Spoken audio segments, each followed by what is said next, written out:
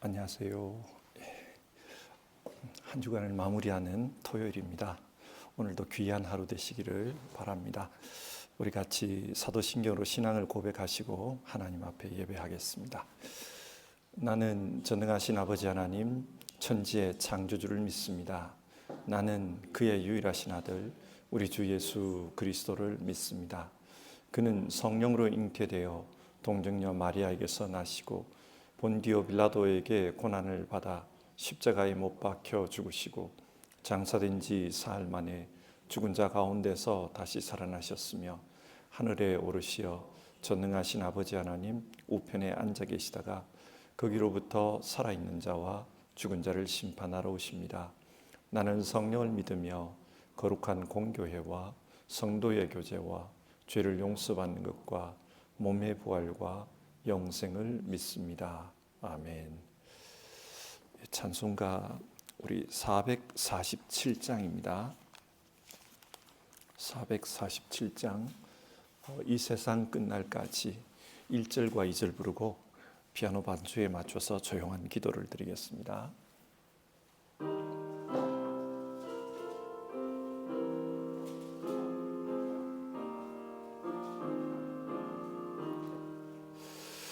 이 세상 끝날까지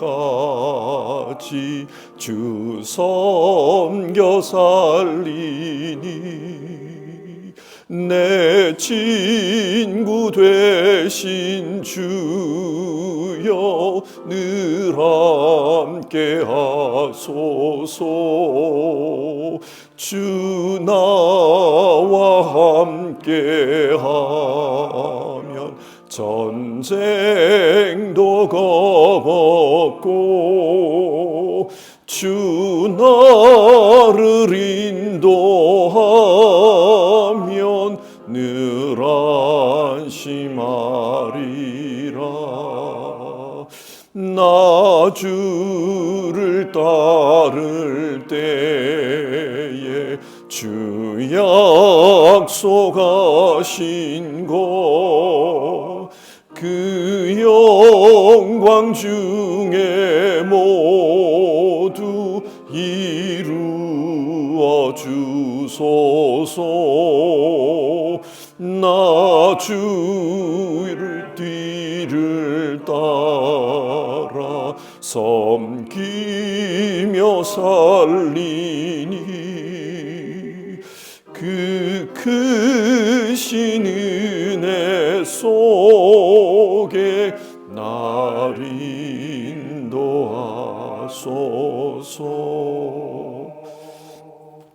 우리 같이 기도하겠습니다.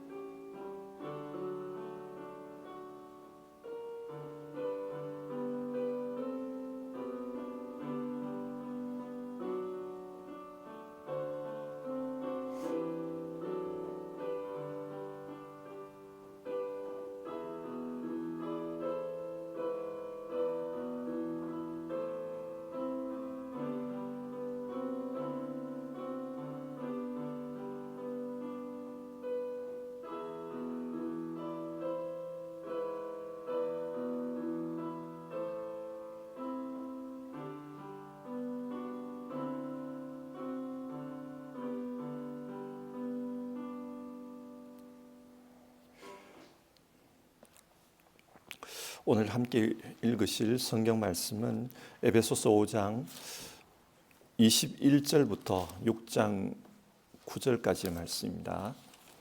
에베소서 5장 21절부터 해서 6장 9절까지입니다.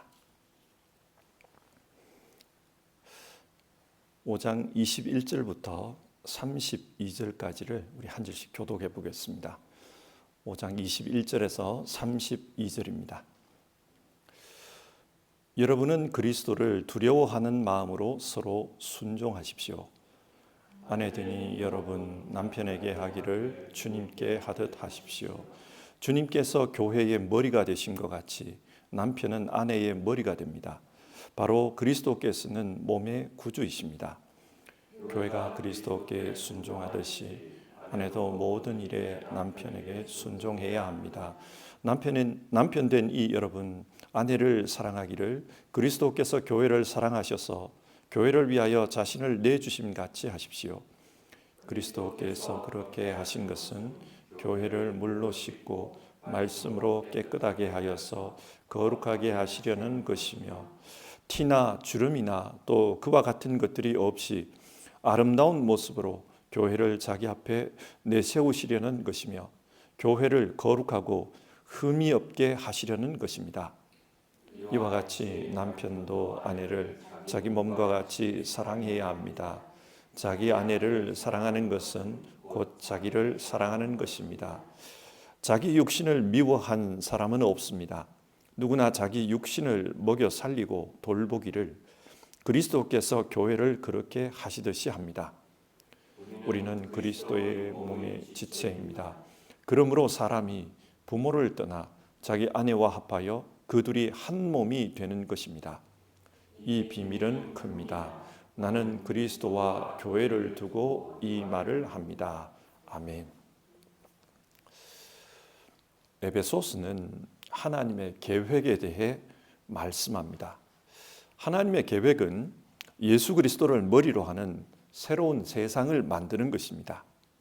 복음을 믿고 믿음으로 사는 세상. 하나님은 그런 세상을 원하셨습니다. 그러면 하나님은 자신의 계획을 이루기 위해 어떻게 일하셨습니까? 먼저 예수님을 이 땅에 보내셨습니다. 그리고 예수 안에서 허물과 죄로 죽었던 사람들을 다시 살리셨습니다. 뿐만 아니라 그 은혜를 믿음으로 말미암는 구원을 완성하셨습니다. 그리고 성령님을 보내셔서 교회를 세우셨습니다. 믿는 사람들을 모아 새로운 공동체가 되게 하셨습니다. 교회는 하나님의 이른 계획을 이 땅에 실현하는 실제적인 도구입니다. 그래서 에베소서는 2장부터 5장까지 이 교회에 대해서 이야기하고 있습니다. 교회는 하나님의 계획을 이루기 위해 어떻게 행동해야 하는가, 그 문제에 대해서 집중적으로 언급했습니다.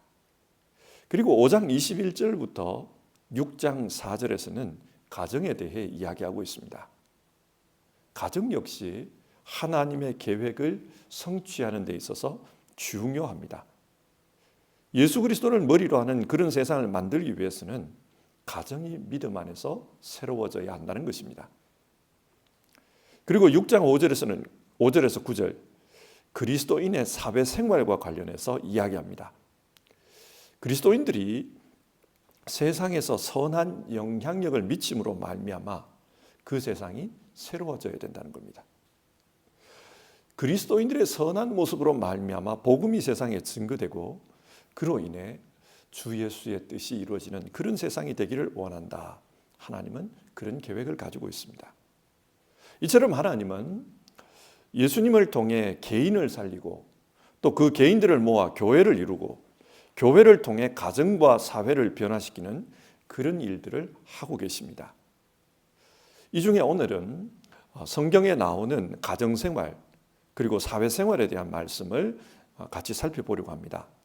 이 말씀을 읽으면서 우리의 가정, 우리의 직장을 생각해보고 같이 기도하는 그런 시간이 되었으면 합니다. 그러면 성경을 같이 보겠습니다. 먼저 첫 번째 부분은 부부관계에 대한 말씀이 나옵니다. 성경은 부부관계에 대해 어떻게 말씀하는가? 22절을 보면 아내 된 이 여러분 남편에게 하기를 주님께 하듯 하십시오. 그리고 24절을 보면 교회가 그리스도께 순종하듯이 아내도 모든 일에 남편에게 순종해야 합니다. 아내들에게 순종하라고 합니다. 사실 남녀 평등을 주장하는 요즘을 기준으로 보면은 아내들이여 남편에게 순종하십시오. 이런 말은 좀 불편하게 들립니다. 뭔가 남녀 간의 서열을 정하는 것 같아서 좀 그렇습니다. 그러나 본문에서 순종하라 이 말은 휘포타스, 권위를 인정하라 그런 뜻입니다. 이 부분을 설명하기 위해서 좀 다른 이야기를 한번 해봅시다.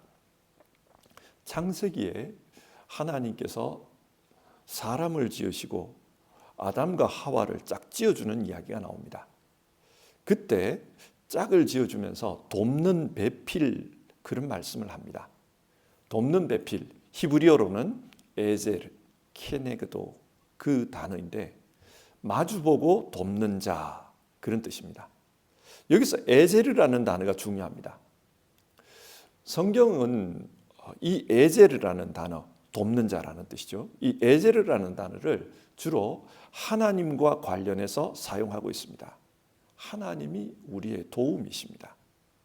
자, 지금 성경이 무슨 말을 하고 있습니까? 하나님께서 돕는 배필을 주신 것은 하나님이 우리를 돕는 것처럼 배우자들도 그렇게 서로 도우며 살라는 것입니다. 돕는 배필은 결코 서열이 높다 낮다 그것을 규정하기 위한 그런 단어가 아닙니다. 남편에게 아내가, 아내에게 남편이 서로 돕는 자가 되어서 마치 하나님이 우리를 돕는 것처럼 그렇게 서로 도우며 살아라. 그것이 하나님의 뜻입니다.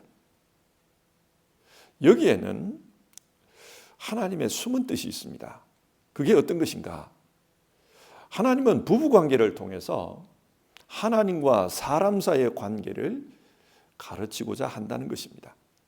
남편이 아내를, 아내가 남편을 사랑하는 가운데 그때 하나님이 어떤 분인지를 배우게 됩니다. 사랑이란 서로 다른 두 존재가 만나서 함께 살지만 그 사랑 때문에 한 몸이 되고 한 마음이 되어서 하나의 공동체를 이루게 됩니다. 이 부부관계는 하나님과 사람의 관계를 설명해 주는 도구입니다. 하나님과 사람도 이렇다는 거예요. 그래서 31절과 32절을 보면 이런 말이 나옵니다. 그러므로 사람이 부모를 떠나 자기 아내와 합하여 그 둘이 한 몸이 되는 것입니다. 이 비밀은 큽니다. 나는 그리스도와 교회를 두고 이 말을 합니다. 아내와 남편이 하나 되는 것, 한 몸이 되는 것, 이 이야기는 그리스도와 교회에 대한 이야기라는 겁니다. 자, 이 근거를, 이런 베이스를 가지고 우리가 한번 본문을 다시 생각해 봅시다. 아내들이여 남편에게 순종하십시오.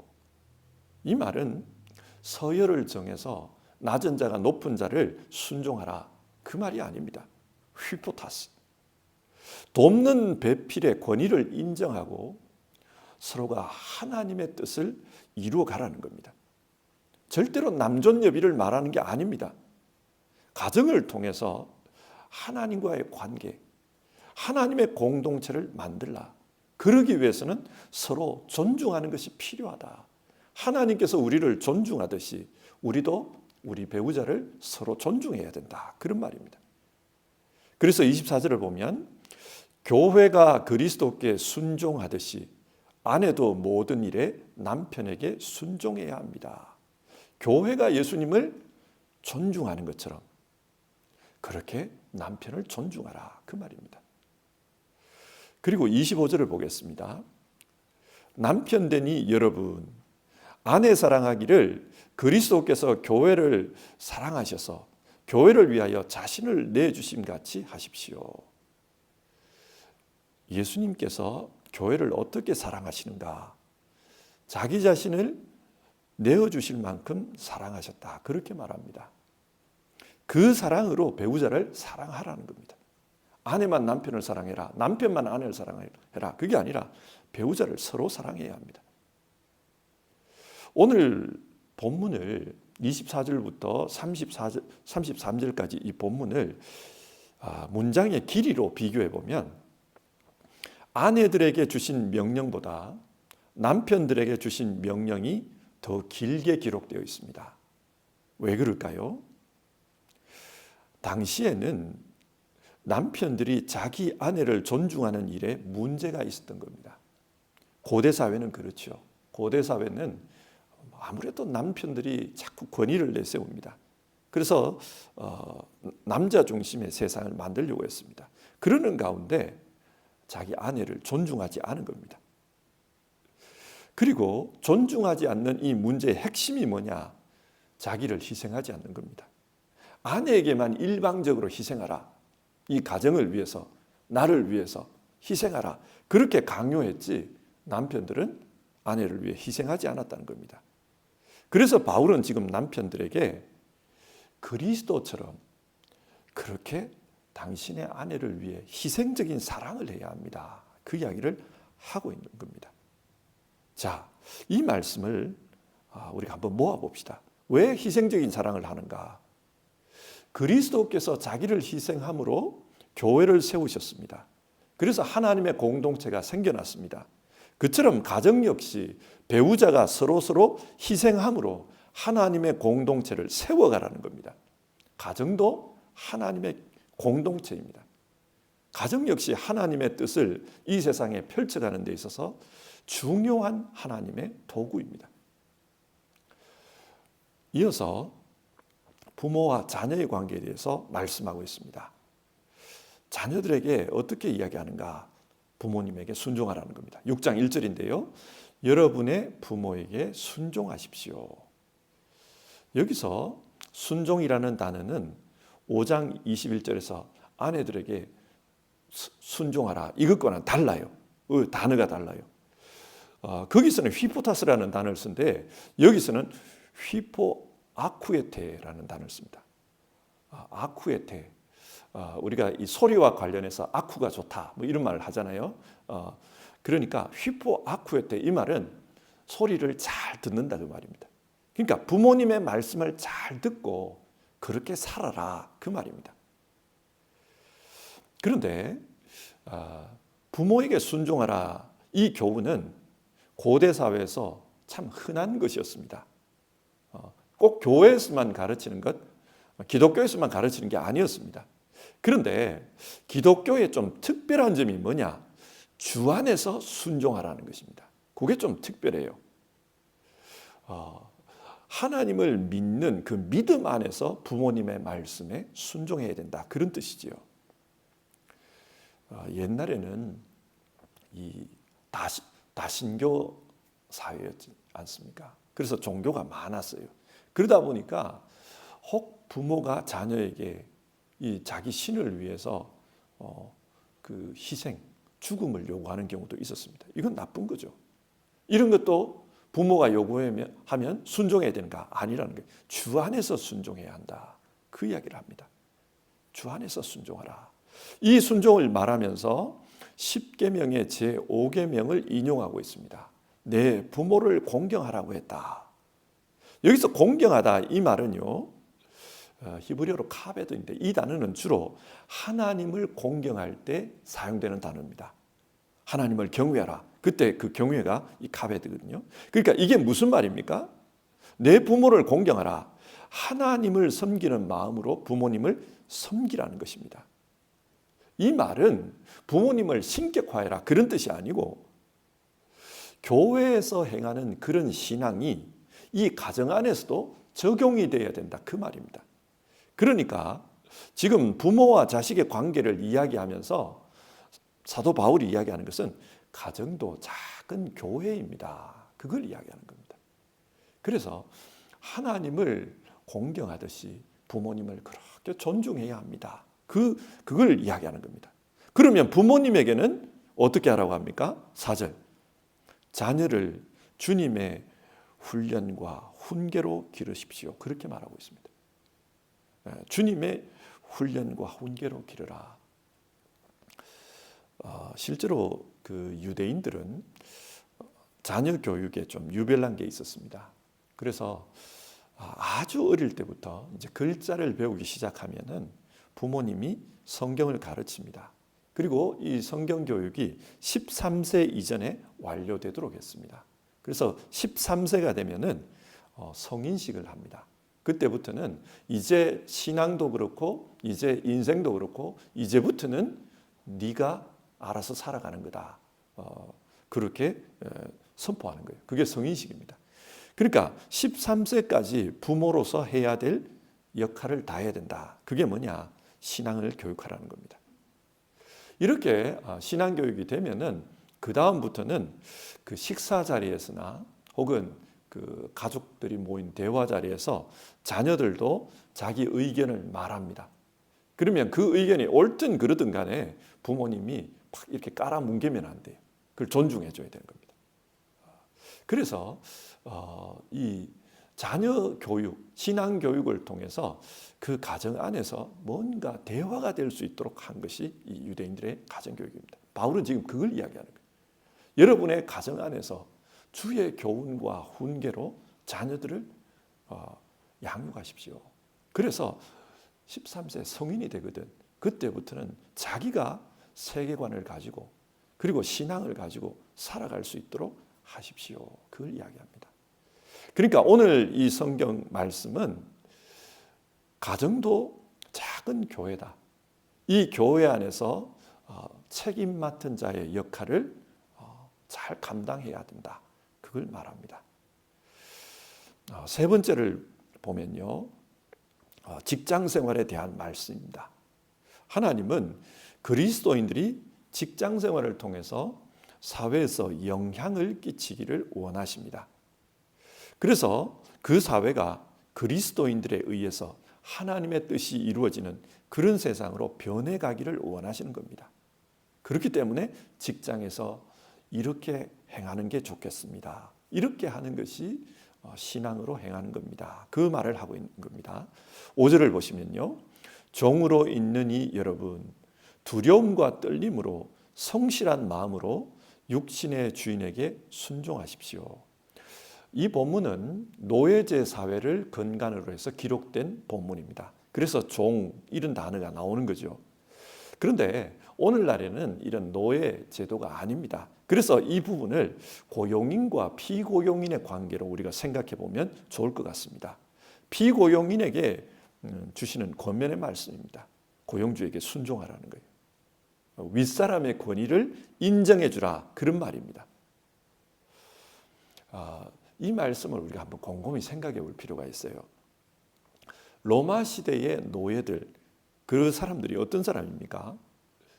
로마가 군사의 힘으로 어떤 지역을 점령하고 그곳에서 노예를 잡아옵니다.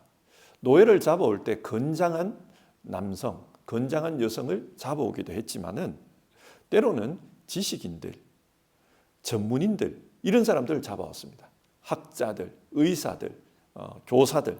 그래서 이런 사람들을 잡아와서 귀족들의 개인 의사 혹은 가정교사 그렇게 삼았던 겁니다. 자, 그러니까 이 사람들은 로마에게 점령되기 전에는 대단한 사람들이었어요. 똑똑한 사람들입니다. 그런데 이 사람들이 노예로 끌려와 가지고 때로는 인간 이하의 취급을 받습니다. 오라면 가야 되고 가라면 또 가야 되고 인간 이하의 취급을 당합니다. 그때 이분들의 그 마음속에 어떤 생각이 들까요? 분노가 치밀어 오를 겁니다. 나라가 망하는 바람에 내가 이렇게 됐다. 분노가 있을 거예요. 초대교회 당시 교인들의 80% 이상이 노예였다. 그런 그 보고가 있어요. 정확하게는 모르겠습니다만 그렇게 추정을 합니다. 그래서 성경은 교인들에게 비록 분노가 솟아오르고 못난 주인을 만나서 마음에 들지 않는다 할지라도 그래도 순종하라는 겁니다. 어떻게 순종하라고 하는가? 그리스도께 하듯 순종하라. 그렇게 말하고 있어요. 뿐만 아니라 성실함으로 기쁜 마음으로 그들을 섬기라. 그렇게 말합니다. 왜 이렇게 하라는 겁니까? 이렇게 함으로써 여러분을 통해 종된 여러분을 통해 하나님의 뜻이 이루어집니다. 그 말입니다. 오늘날 피고용인으로 직장 생활을 하시는 분들 중에도 마찬가지예요. 그 고용주보다 못한 사람들이 아니라 더 뛰어나고 더 많은 것을 공부한 사람들도 많습니다. 그렇기 때문에 고용주가 돈을 주고 그 사람을 고용한 거겠죠. 그래서 때로는 말을 듣다 보면은 대화를 하다 보면은 정말 화가 날 때도 있을 거예요. 그러나 그럼에도 불구하고 그리스도께 하듯이 그렇게 하라. 왜냐? 그래야 하나님의 뜻이 이 직장 혹은 사회 속에 퍼져나간다는 겁니다. 예수님께서 우리를 섬겨주셨습니다. 그 결과 우리는 하나님의 사람이 되었습니다. 신분이 달라진 거죠. 그처럼 이 당시에 이 노예들이 주인을 섬기면은 사회가 달라진다. 뭔가 바뀔 것이다. 그 이야기를 하는 겁니다. 그러면서 8절을 보면은 약속이 있어요. 선한 일을 하는 사람은 종이든지 자유인이든지 각각 그 갚음을 주님께로부터 받게 됨을 여러분은 아십시오. 이렇게 섬기는 것이 참 힘들지만은 그러나 주님이 주시는 상이 있을 것입니다. 그 이야기를 하고 있습니다. 그리고 이어서 9절을 보면은 주인에게 주어진 말씀이 나옵니다. 오늘날로 보면은 고용주들에게 주시는 말씀이겠죠. 9절을 보시면 주인 되니 여러분 종들에게 위협을 그만두십시오. 그 말이 나옵니다. 위협을 그만두십시오.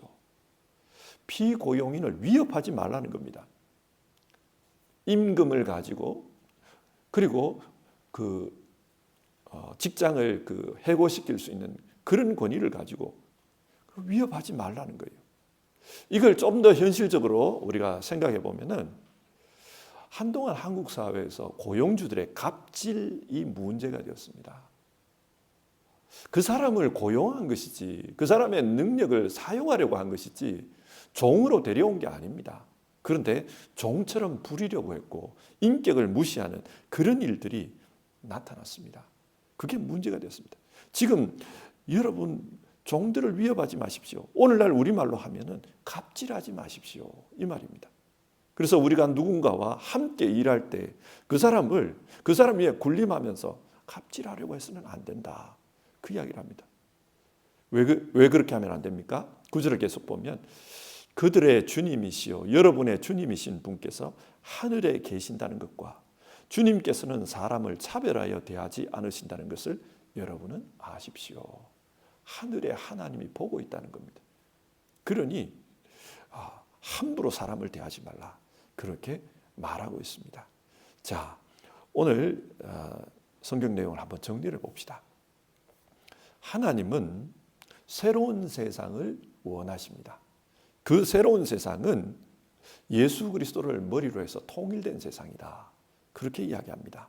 이 말은 예수 복음이 통용되는 세상, 복음의 정신으로 다스려지는 세상, 그런 세상을 말할 것입니다.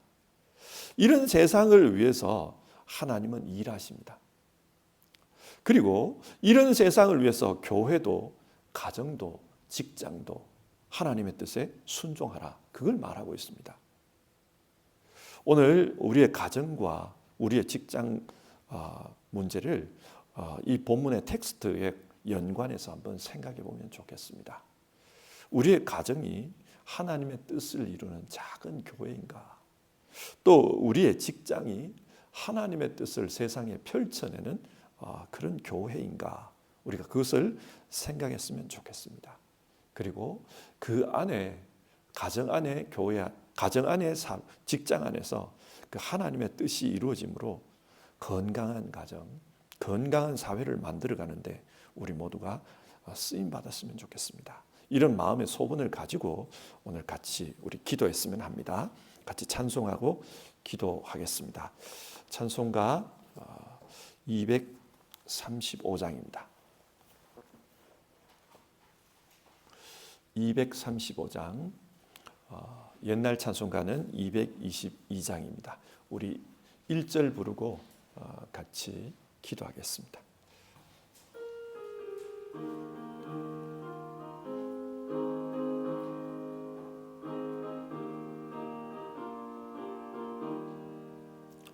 보아라 즐거운 우리 집 밝고도 거룩한 천국에 거룩한 거룩한 백성들 거기서 영원히 영광에 살겠네. 거기서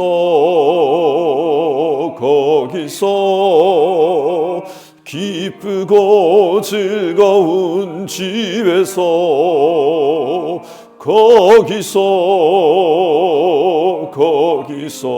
거기서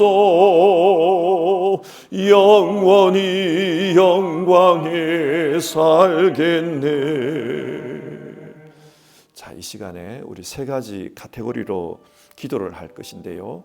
각자 한 가지 기도 제목으로 그렇게 같이 기도해 봅시다. 먼저 가정을 위한 기도를 우리 합시다. 우리 성도님들의 각 가정 속에 하나님의 평강이 임하기를 우리 기도했으면 좋겠습니다. 오늘 성경이 말하는 대로 가정은 작은 교회입니다. 초대 교회의 교회들은 다 가정교회였습니다. 가정이 건강한, 정말 신앙 안에서 신실한 그런 하나님의 교회가 되게 해주십시오. 이를 위해 믿음에 근거한 건강한 부부관계가 이루어지게 해주십시오. 믿음에 근거한 부모와 자녀의 관계가 이루어지게 해주십시오. 우리 이런 기도 제목으로 기도했으면 좋겠고요. 자녀들은 부모님을 위해서, 또 부모님은 자녀를 위해서, 또 그 배우자를 위해서 그렇게 같이 기도하는 시간 가지겠습니다. 기도하겠습니다.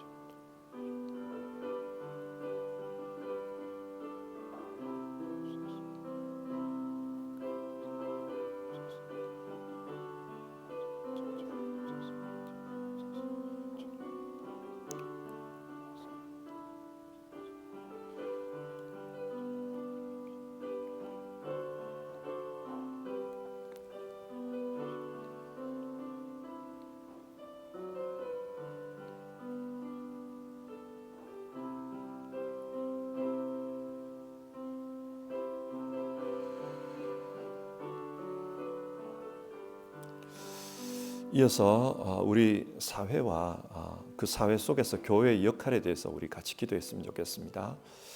하나님은 이 세상 전체를 다스리는 분입니다. 그래서 이 세상 전체가 하나님의 뜻이 이루어지는, 정의가 이루어지고 하나님의 자비와 긍휼이 이루어지는 그런 세상을 원하십니다. 이걸 위해서 교회가 역할을 해야 된다. 성경 그것을 말하고 있습니다. 그래서 사회 속에서 교회가, 하나님 교회만을 위한 교회가 아니라 사회 속에서 교회가 하나님의 사회를 위해서 역할을 잘 감당하게 해주십시오. 정의를 위해서, 자비와 긍휼을 위해서 일할 수 있는 교회 되게 해주십시오. 우리 그렇게 기도했으면 좋겠고요. 그리고 우리의 직장을 위해서도 기도합시다. 하나님, 직장을 통해서 우리의 믿음이 사회에 영향을 끼치기를 바랍니다. 직장 안에서의 삶을 믿음 안에서의 삶과 연결할 수 있게 도와주십시오. 그렇게 기도하고요. 혹여 직장을 찾고 있는 그런 분들, 그런 우리 성도님들을 위해서 하나님 도와주십시오. 그런 기도 제목으로 같이 기도해 봅시다. 기도하겠습니다.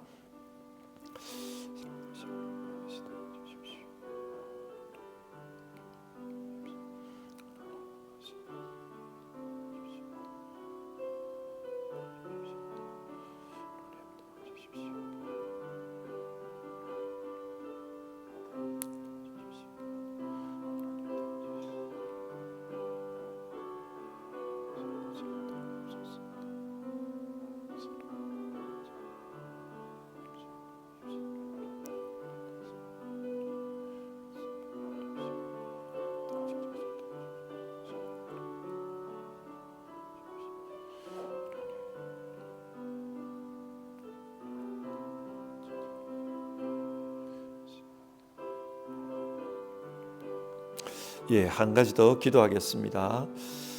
이번에는 그 당면에 있는 문제들을 가지고 기도하겠는데요. 내일 우리 추수감사주일 예배로 드리게 됩니다. 오늘 하루, 올 한 해를 돌아보면서 하나님께서 베풀어 주신 그 감사의 제목들을 한번 우리가 짚어봤으면 좋겠습니다.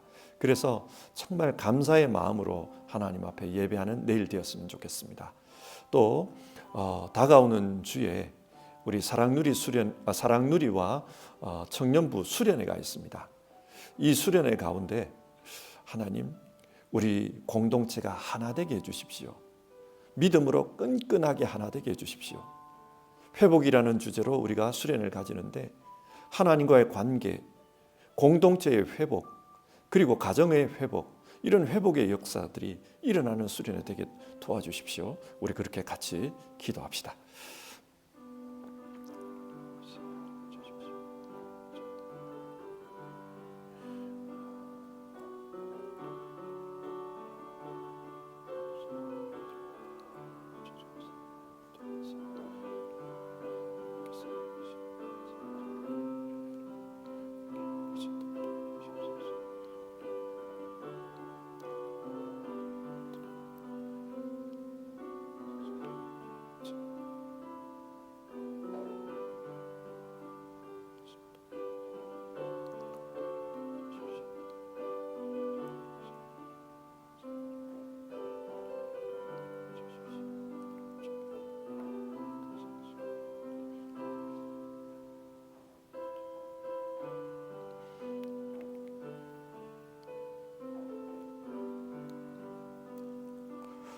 하나님, 오늘 성경 말씀을 통해서 우리의 가정과 또 우리의 사회생활을 짚어보게 됩니다. 하나님, 가정도 이 직장도 하나님께서 하나님의 뜻을 펼쳐가는 중요한 도구라고 그렇게 말씀을 나누었습니다. 우리의 가정이 정말로 믿음 안에서 하나 되는 가정 되게 하시고 화목한 가정 되게 하여 주시옵소서. 가정의 위기가 많은 그런 시대를 우리가 살아가고 있습니다. 우리 성도님들의 가정을 하나님께서 지켜주시기를 바라고 그 가정 안에 주께서 베풀어 주시는 평강이 임하게 하여 주시옵소서. 하나님 도와주시기를 간절히 기도드립니다. 그리고 하나님, 우리 성도님들의 직장 생활을 하나님께서 축복해 주십시오. 직장 생활을 통해서 많은 스트레스를 받는 분들이 있거든. 하나님 위로해 주시기를 바라고 그 직장 안에서 하나님의 도우심 가운데 직장 생활이 보람이 있는 곳, 기쁨이 있는 곳으로 변해갈 수 있도록 도와주십시오. 하나님, 직장을 찾는 분들이 있습니다. 도와주셔서 정말 자신의 인생을 보람 있게 살아갈 수 있는 그런 직장 하나님께서 공급해 주시기를 간절히 기도드립니다. 하나님 아버지, 다음 주에 우리가 수련회를 떠납니다. 우리 사랑누리선교회 청년부 이 수련회를 통해서 하나님의 회복의 은혜를 경험케 하옵소서. 하나님과의 관계에서의 회복이 있게 하시고 또 가정에서의 회복 뿐만 아니라 우리 공동체의 회복이 일어날 수 있도록 도와주옵소서. 하나님 아버지, 이를 위해서 수고하는 많은 이들이 있습니다.